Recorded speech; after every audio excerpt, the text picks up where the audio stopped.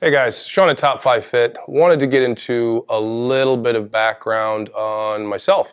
Give you a little bit of history as far as where this structure came from and why it is we do what we do here at Top 5 Fit. First thing I'd like to talk about is my cheerleading background. Many of you, well, none of you really know that. Some of you who I actually cheered with know this, but none of the new subscribers, new people watching are going to know this, but I was indeed a college cheerleader.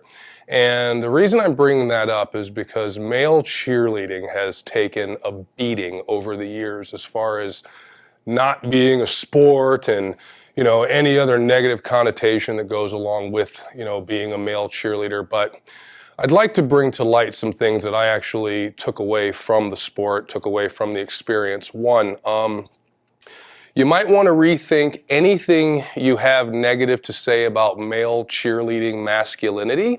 And I say that because while every other team is dealing with the same sex, we're in the locker room with the opposite sex. So let's keep that in mind. The other thing I wanted to throw in there too was the diversity of training and fitness that is required in order to be a male cheerleader.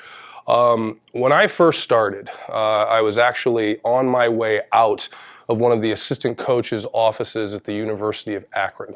And the assistant coach was for the football team. I was actually going to walk on and try to be one of their linemen. And the only reason that was even in my head is I was around 230, 240 pounds and figured, why not? It's a Division 1A school, get my books paid for, and then maybe if I'm good enough, get a little bit of a scholarship kind of thing.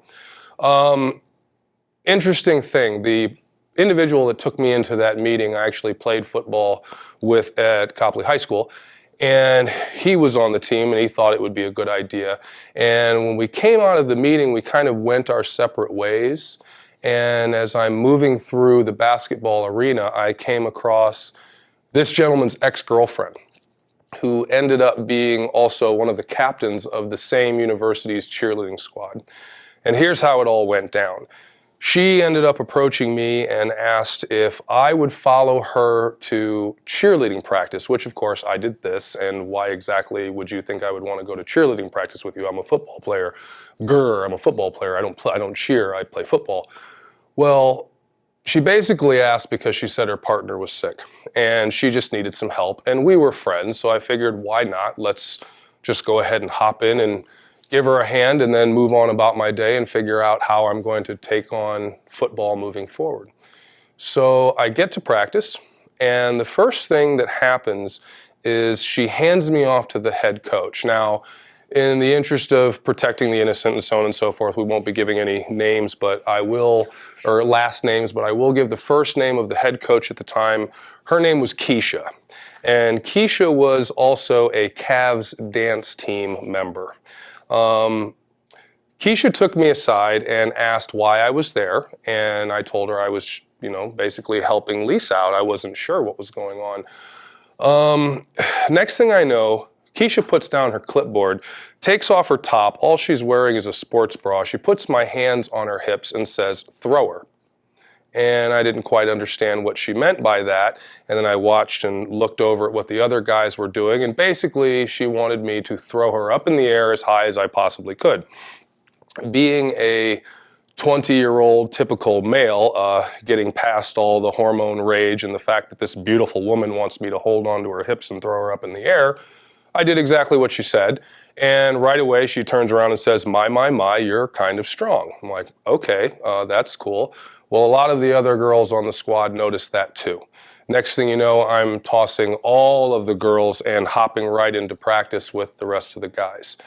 3 years later, I'm on a national competitive team. Needless to say, I didn't follow through with the football part of it and kept going with the cheerleading part of it. Now, besides the obvious draw to female attention, some skills had to be acquired. One, being able to hold another human being in one hand above your head and doing so on a count, and doing so with precision and balance, and making sure they come down in a manner that does not break their necks. These skills I didn't have any. I wasn't even clear on how to even get them up in the air in the first place. So there was about a 3 to 4 month throw me into the fire kind of thing. There was a gym that a lot of the kids went to, and we would practice there and kind of just work skills. And I ran into other individuals who had been doing it longer, of course, and they showed me what they did to be successful. And then I obviously kind of modified things to, work for my structure and myself. And then a very interesting thing happened. It became very fun. It became an activity where it's like, hey, I kind of want to excel at this. I want to get good. And that's when I decided to enter a partner stunt competition. Now, right away, any of the Kentucky or UMass or Ohio State cheerleaders who are watching this video, and if you do know me right away, I didn't win any of the partner stunt competitions. In fact, I came in like a second, a third, and a fourth here and there and that kind of stuff, and usually they were very, very small competitions. By the way, when we're talking about cheerleading competitions, there's literally one in almost every city and every state in the country. So if somebody says they're national champion, they could be standing next to 7 other national champions. So that's just kind of how that world goes sometimes. But when you get into the college world, UCA is kind of the big company, and that's the competition you want to win, and that's the competition that, as a team, we went to. The partner stunt competitions that I got involved in, they were a little bit more, it was kind of like combining dance, gymnastics, and Cirque du Soleil at the same time, which I had no experience with any of these things. I was a football player / wrestler from high school.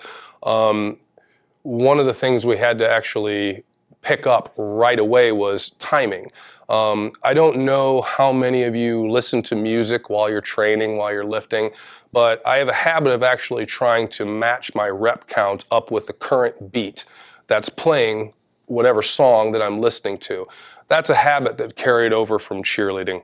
A lot of the routines that we put together, a lot of the material that was thrown at us ultimately had some type of soundtrack in the back. So we had to basically land our standing tucks at the same time, land our toss to hands, which is basically throwing a girl up and catching her feet by her hands, and she stands on top of us. But all of that stuff had to be in sync, and it was an eye-opener. It was something, again, that I wasn't really used to, but I enjoyed it, so we grabbed onto it pretty quick. As these competitions kind of went by, and as the games went by, and as the practices went by, it became it became kind of less about the routine and less about, the game and, being the best, and more about skill acquisition. When I was actually at my peak, and in this picture, was 315 pounds. And the only guy who could actually throw a round-off handspring series across a basketball court at that weight. And it was a point of pride because I was just as big as a lot of the collegiate football players that we were cheering for, and yet I was as nimble as this 90-pound cheerleader next to me. That really kind of rang a bell.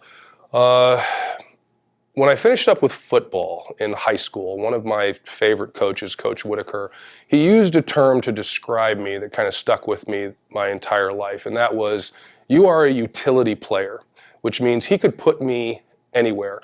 Inside linebacker, center, outside linebacker, at one point even tight end. So just the fact that he felt comfortable enough to put me in all of these different positions kind of, I guess, resonated with me in a way that I wanted to carry that into my fitness the rest of, whatever career I had.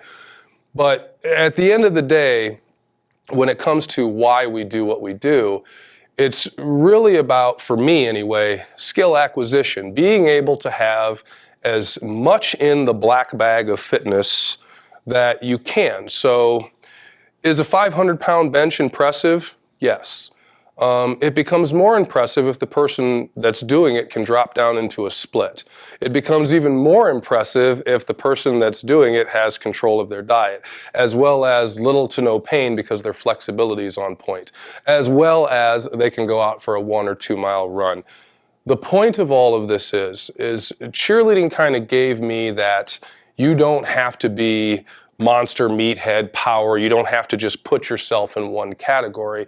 The whole point of doing anything in the fitness realm is ultimately trying to be the best at every attribute you possibly can. So speed matters, power matters, agility matters. All of these things combined make the total athlete. And I didn't learn that until I was actually cheerleading. Side note, the competitions that we did, they were always well, as far as UCA was concerned, they were all down in Disney. So once a year, it was a big deal to get everybody together, obviously, and do the routine in front of family and friends, and that was a fundraiser, so we could ultimately pay for 20 some odd kids to fly down to Florida and spend 3 days at Disney. I guess the whole draw to that competition was not necessarily just being on the competition floor, but seeing the, I guess, elite levels that some teams take that sport to. One in particular, University of Kentucky. At the time, there was a guy by the name of Jomo, won't say his last name, but he was a head coach. And there was another guy by the name of Salim. He was also a head coach. And these were guys that when I first saw them, didn't think much of them. They did not look like the typical, well, first of all, they didn't look like me. So when I stepped into this environment for the first time, I had that football powerlifter mentality of I'm the biggest, I'm the baddest, and I can do whatever the hell I want. Well, then I see these 220, 230 pound solid, tiny waist males, like, okay, let's see what they can do. And it turns out that they were gods. The stuff that they could actually do with their partners and do with their teams, I mean, it basically had me watching and looking at them for the next couple of years just to try to get to the level that they were at. Come to find out, after talking to them, being around them, staffing with one of them at one point, they were doing the same thing I was. They were having fun. It was all about skill acquisition. The only difference is they didn't have a bunch of the background activities that I had going on. They had just submerged themselves in cheerleading. So basically the takeaway lesson was if I wanted to be as good as Jomo or Salim, I had to pretty much drop everything else I was doing and truly fall in love with cheerleading. That didn't always work out, of course, because real life kicked in and you have to work and you have to pay for school and all of that stuff. But there was an effort put forward. At the end of the day, a lot was learned, a lot of friendships were made, and I walked away from a collegiate sport with little to no injury, believe it or not. Something I remember from football, something I remember from wrestling, I was consistently nursing wounds. I was never really hurt. I was never really out of the sport. And one thing I tried always to do was to make sure I was a value to my team and kept myself up and made sure that if something was sprained or strained, I did everything the trainers and the physical therapists told me to do, because as far as I was concerned, I was useless if I couldn't be on the field and actually do what my coaches needed to do. Well, that kind of carried over into the cheerleading world, and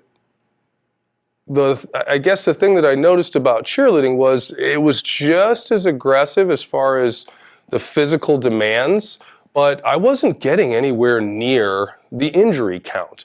And let's be clear, it has nothing to do with, male cheerleading isn't as tough as football, because if you've ever been hit in the head by a 90-pound spinning girl, I guarantee you it's just as bad as Emmitt Smith tagging you.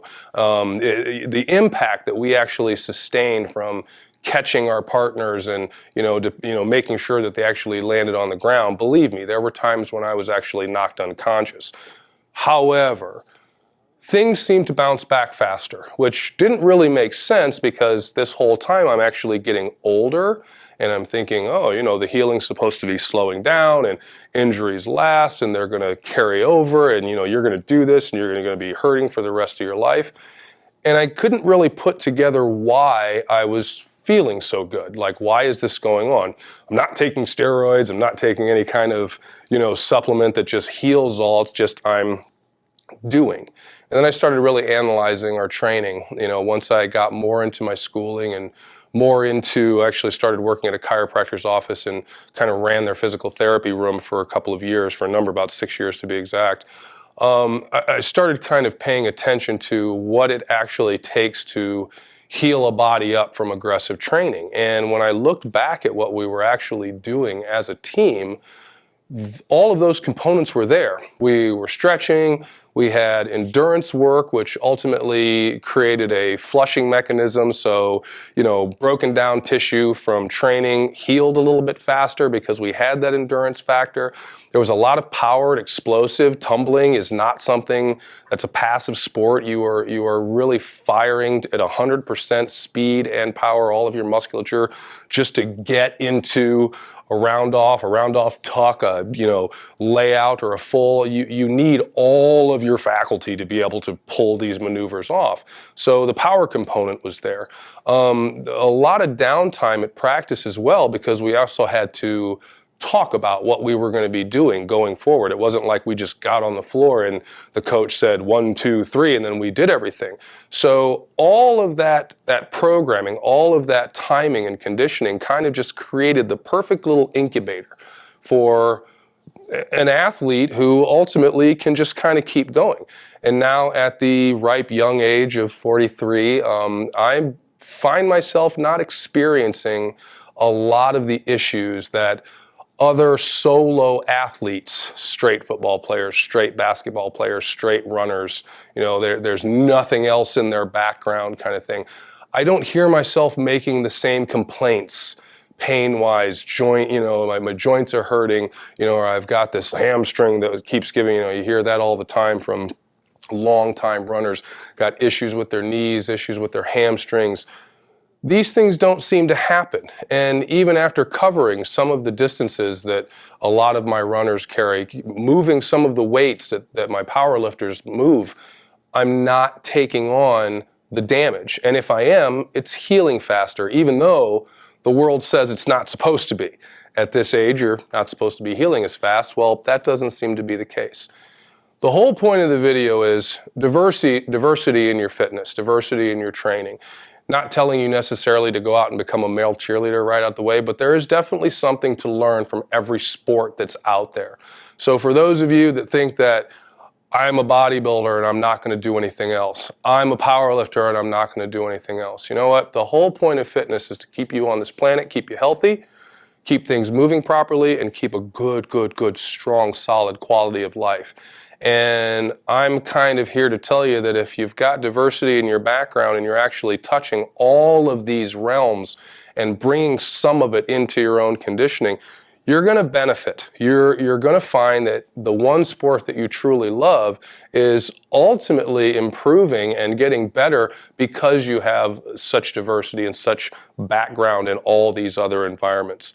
Point in case, again, I am a trainer, we know that. I do have a lot of endurance athletes, and one of the things that I've noticed with my multi-sport athletes versus my solo athletes, my runners hurt, my triathletes don't. So when you're thinking about throwing together something for yourself, or even if you want to throw some comments in the box and ask me some questions, try to find out, what would be a good blend of conditioning for you, try to remember to keep that diversity in the background. You want to see basically, you want to kind of see some component from as many different sports as you can possibly, get into the bag. Fencing, by the way, actually something I wanted to actually get into at one point, not because I think fencing's cool, but because of the balance and grace it actually requires. At one point I remember watching a video where NFL players were forced to take ballet lessons and they got made fun of by other NFL players, and then once the season started, these guys were gods on the field because they had such balance and control of their musculature. Bodybuilders do it too. I remember seeing a video of Frank Columbo and Arnold Schwarzenegger actually learning ballet moves, and ultimately it was because it translated over into their posing. And we don't need to talk about Arnold Schwarzenegger's background. We don't need to talk about Frank Columbo's background. So again, the whole point is diversity in training. You don't have to be a male cheerleader, but there is something to learn from all of these sports. So hopefully this gave you a little bit of insight in where to take your fitness from here. If you have any questions or like the material that we're putting in, like, comment, subscribe. Make sure and let us know that you like what's going on so we can keep throwing more information at you. Thanks again.